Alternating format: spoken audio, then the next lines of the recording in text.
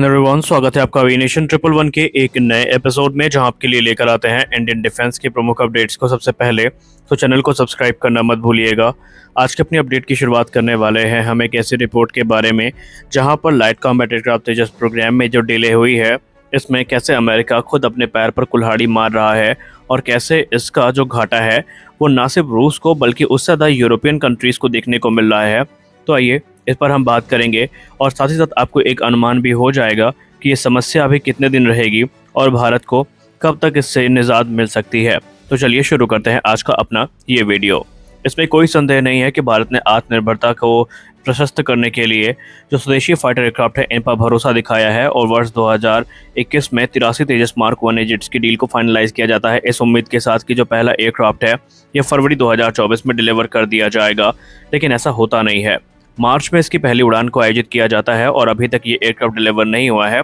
संभावित है कि स्वतंत्रता दिवस के अवसर पर ये एयरक्राफ्ट डिलीवर कर दिया जाए, लेकिन अभी समस्याएं खत्म नहीं हुई हैं। ये सारी चीज़ें चल ही रही थी कि अमेरिका से रिपोर्ट सामने आती है कि सप्लाई चेन इशूज़ के चलते जो इंजन डिलीवरी है ये प्रभावित हुई है और इसके चलते HAL की जो मैन्युफैक्चरिंग कैपेसिटी है इस पर फ़र्क पड़ेगा। हालांकि HAL बेसिकली ये दावा कर रही थी कि वो मार्च 31, 2024 तक तकरीबन 2 फाइटर एयरक्राफ्ट को डिलीवर कर देगी और इसके अलावा जो 18 फाइटर जेट हैं वो 31 मार्च 2025 तक डिलीवर कर दिए जाएंगे। लेकिन इसमें भी अब संशय के बादल लटक रहे हैं। आपको बता दें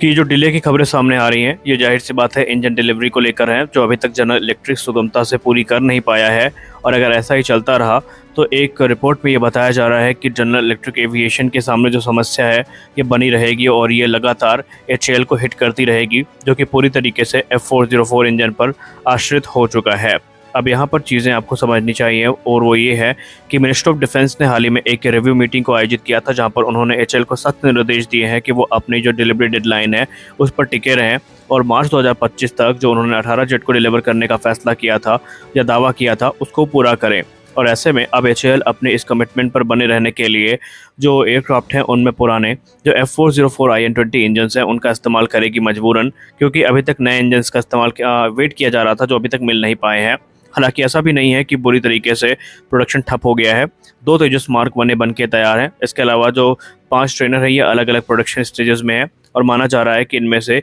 एक रीजनेबल नंबर पे जो एयरक्राफ्ट हैं ये तय किए गए डेडलाइन से पहले ही डिलीवर कर दिए जाएंगे। अब आइए समझते हैं सप्लाई चेन इश्यूज़ को कि ये मेन मामला है क्या और कैसे अमेरिका इसके लिए खुद जिम्मेदार होता जा रहा है। दरअसल आपको बता दें कि जो ओरिजिनल इक्विपमेंट मैन्युफैक्चरर हैं ये भी पार्ट्स के मैन्युफैक्चरिंग के लिए अलग अलग रॉ मटेरियल्स और दूसरे जो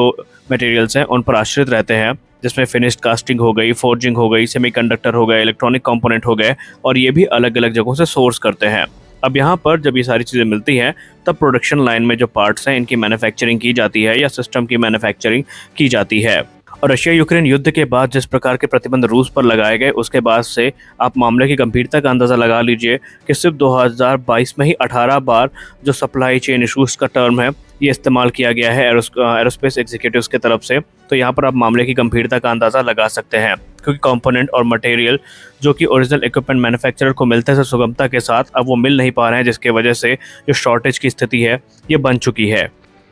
और इसके पीछे जिम्मेदार माना जा रहा है रशिया यूक्रेन युद्ध को, क्योंकि वेस्ट की बात करें तो जो भी एरोस्पेस जाइंट है इन सब के लिए जो टाइटेनियम और निकल अलॉयज की शॉर्टेज है ये काफ़ी गंभीर हो चुकी है। और इसके पीछे की वजह है जो रशिया यूक्रेन युद्ध है, क्योंकि ये दोनों कंपोनेंट जो हैं ये दोनों मटेरियल जो हैं ये एरो इंजन कंपोनेंट्स की मैन्युफैक्चरिंग में एक महत्वपूर्ण भूमिका निभाते हैं। अब रूस की बात करें तो रूस जो है ऑलरेडी लार्जेस्ट प्रोड्यूसर है टाइटेनियम का, और इसके अलावा रशिया की जो स्टेट इंटरप्राइज है VSMPO और एवियस्मा ये सप्लाई करती है बड़े पोर्शन में इन्हें ग्लोबल एरोस्पेस इंडस्ट्रीज़ को टाइटेनियम की नीड को पूरा करने के लिए ये महत्वपूर्ण माने जाते हैं और उनके पास जिम्मेदारी भी काफ़ी ज़्यादा है। तो वहीं चाइना की बात करें तो चाइना भी इसका एक बड़ा ग्लोबल सप्लायर है और प्रतिबंध लगने के बाद ये सप्लाई पूरी तरीके से ठप हो गई हैं या काफ़ी कम मात्रा में हो रही हैं। और अगर हम अमेरिका की बात करें तो अमेरिका का खुद का जो टाइटेनियम प्रोडक्शन है वो इतना ज़्यादा नहीं है कि वो अपने एरोस्पेस इंडस्ट्री की डिमांड को पूरा कर सकें। इसके बाद बात आती है निकल अलॉयज़ की।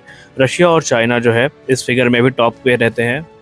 चाइना की बात करें तो चाइना एक तरफ लार्जेस्ट प्रोड्यूसर भी है और कंज्यूमर भी है निकेल का, और ऐसे में ये सारी चीज़ें जो हैं ये कहीं ना कहीं प्रभावित हुई हैं सैंक्शन लगने के बाद। और इसने जितना रशिया और चाइना की इंडस्ट्रीज़ को हिट किया है उससे कहीं ज़्यादा जो वेस्टर्न एरोस्पेस जाइंट हैं इनकी मैन्युफैक्चरिंग को इसने हिट किया है, क्योंकि इनकी कमी के चलते जो सप्लाई चेन इश्यूज़ हैं ये बन चुके हैं। और अभी माना जा रहा है कि ये चीज़ें आमतौर पर सही होने भी नहीं वाली हैं, क्योंकि एक्सपर्ट्स ये मानते हैं कि अमेरिका ने भले ही रूस पर प्रतिबंध लगाए हैं, लेकिन रशियन इकोनॉमी से ज़्यादा ये जो है वर्ल्ड इकोनॉमी को प्रभावित कर रहा है, क्योंकि जो इकोनॉमिक ग्रोथ है ये लगातार स्लो डाउन हो रही है। और इसके पीछे की वजह है कि ज़रूरी मटेरियल्स जो कि अलग अलग पार्ट्स की मैन्युफैक्चरिंग में इस्तेमाल होते हैं वो मिल नहीं पा रहे हैं। मामले की गंभीरता का अंदाज़ा इसी से लगा सकते हैं कि जब सैंक्शन की बात आई थी तो उस समय जो वेस्टर्न लीडर हैं जो कि इंडस्ट्रीज़ को चलाते हैं उन्होंने ये वार्न किया था कि ये सारी चीज़ें आपको बैकफायर कर सकती हैं, लेकिन उस समय पूरी तरीके से उनकी इस चेतावनी को नेगलेक्ट किया गया था और अब उसका असर जो है वो दिख रहा है, क्योंकि एयरबस के सीईओ ने खुद ये चीज़ एक्सेप्ट करी है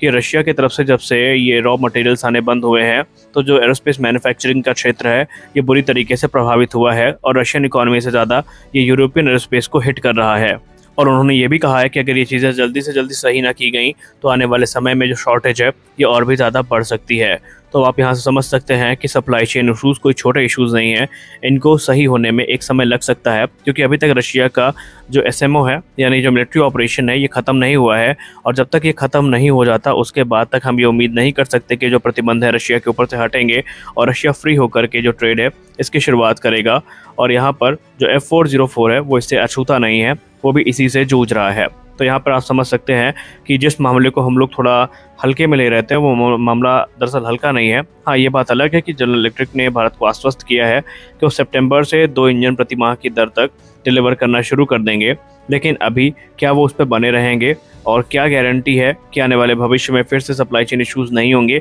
इसको कोई आश्वस्त नहीं कर सकता और भारत को इसके लिए तैयार रहना पड़ेगा। यानी तेजस मार्क 1 प्रोडक्शन को अगर हम आमतौर पर बात करें तो आने वाले समय में भी ये प्रभावित रहेगा। और इसीलिए एक्सपर्ट्स ये मानते हैं कि हमने जो ओवर डिपेंडेंसी दिखाई है उसका खामियाजा हमें भुगतना पड़ रहा है, क्योंकि हमारे लिए अब ये चीज़ एक बड़े सबक के तौर पर है कि अपनी ज़रूरतों को पूरा करने के लिए हम दूसरों पर निर्भर नहीं रह सकते। लेकिन इसमें अब यहाँ पर एक देश की या एक कंपनी की गलती नहीं है, यहाँ पर पूरी की पूरी जो एविएशन इंडस्ट्री है ये प्रभावित हो रही है धीरे धीरे। तो ऐसे में देखना इंटरेस्टिंग होगा कि कैसे इस समस्या का निदान ढूंढा जाता है और कैसे भारत खुद को इससे बाहर लाता है, क्योंकि भारतीय वायुसेना को तेजस मार्क 1 की बड़ी सख्त ज़रूरत है। MiG-21, MiG-23 और MiG-27 के जाने के बाद यही वो एयरक्राफ्ट हैं जो भारतीय वायुसेना में जो गैप क्रिएट हुआ है उसको फिल करेंगे। और ऐसे में अगर इनका ही प्रोडक्शन प्रभावित हो जाता है तो ये हमारे लिए काफ़ी चिंता का विषय होगा और भारत नहीं चाहेगा कि किसी भी प्रकार से जो स्क्वाड्रन क्षमता है ये और भी नीचे आ जाए।